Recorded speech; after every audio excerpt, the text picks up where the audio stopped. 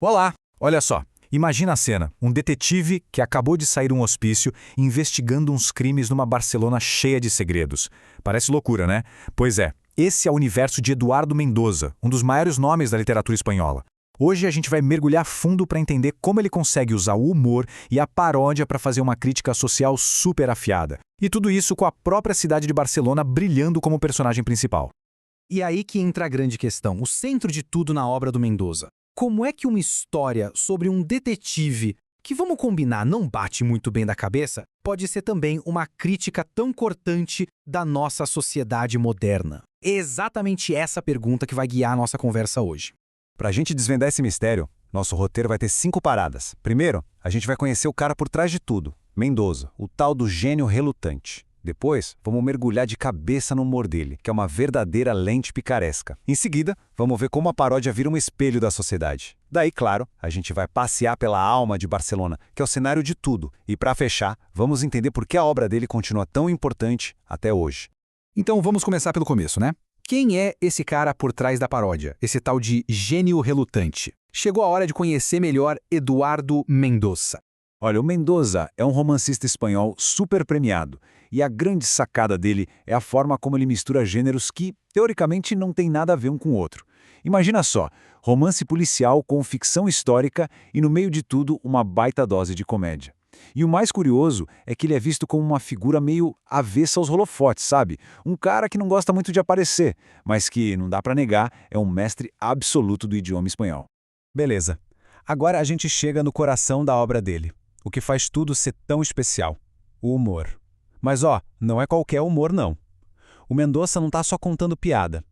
Ele enxerga o mundo por uma lente que a gente chama de picaresca. E é daí que ele tira o riso, bem no meio do absurdo da vida de todo dia.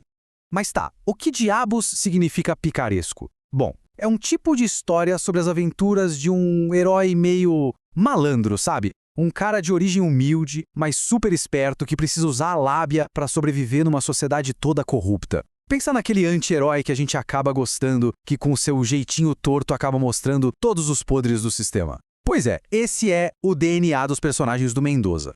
E para ter um gostinho desse humor, é só imaginar um personagem dele falando algo tipo: "Me disseram que o plano era a prova de falhas." Claro que eu comecei a me preocupar na mesma hora. É genial, né? É exatamente nesse tipo de pensamento de ponta cabeça, super cômico e desconfiado, que a mágica dele acontece. O humor dele tem uma receita bem clara, bem característica. Os protagonistas são sempre uns figuras caóticos, que não dá para confiar muito. As situações absurdas, completamente malucas, mas acontecendo no meio da rotina. E a cereja do bolo, sem dúvida, é a linguagem. Ele mistura um vocabulário super refinado com a gíria mais pé suja da rua. E esse contraste, é simplesmente hilário. Mas olha, seria um erro pensar que o riso nos livros do Mendoza é só pra gente se divertir. Não, não. É muito mais do que uma simples piada. Na verdade, é uma ferramenta para algo bem mais profundo, a paródia. E essa paródia funciona como um baita espelho da nossa sociedade. Isso mesmo, para ele, a comédia é uma arma.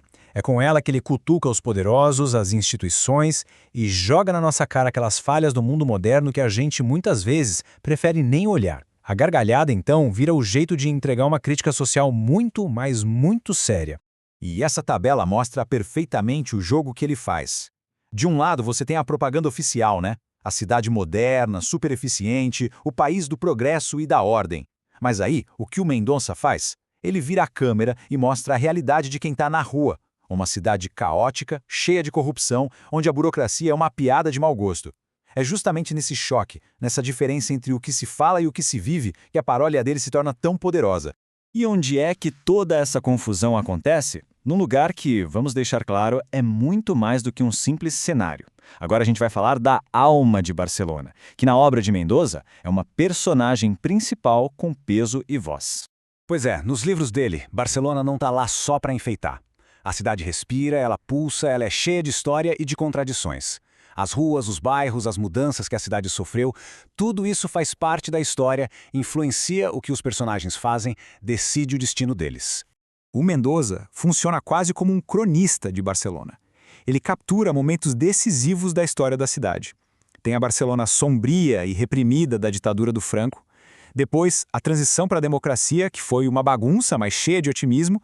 E, claro, a transformação gigantesca que a cidade sofreu para as Olimpíadas de 92.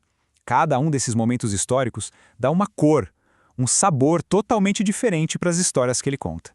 Bom, e juntando tudo isso, por que a obra do Eduardo Mendonça continua tão importante, tão relevante até hoje? Qual é, afinal, o legado que ele deixa? Para a gente ter uma ideia do tamanho do legado dele, basta um ano, 2016. Foi nesse ano que o Eduardo Mendonça ganhou o Prêmio Cervantes.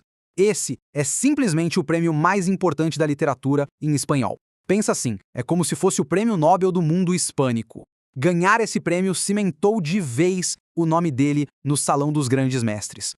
Então, o que a gente tira de mais importante dessa nossa conversa sobre o Mendonça? Primeiro, essa capacidade genial de misturar o chique com o popular, a alta cultura com a cultura de rua. Segundo, a prova definitiva de que o humor pode ser, sim, uma ferramenta poderosíssima para a crítica social. E terceiro, claro, um retrato de Barcelona que a gente nunca vai esquecer. Uma visão da cidade por dentro, bem longe dos cartões postais. E para a gente fechar, fica aqui uma provocação para a gente pensar. Nas nossas próprias culturas, hoje em dia, de que forma o humor está sendo usado para questionar o poder, para ser um espelho da sociedade. A obra do Mendonça é um lembrete incrível de que, às vezes, por trás da gargalhada mais alta, pode estar a verdade mais afiada de todas.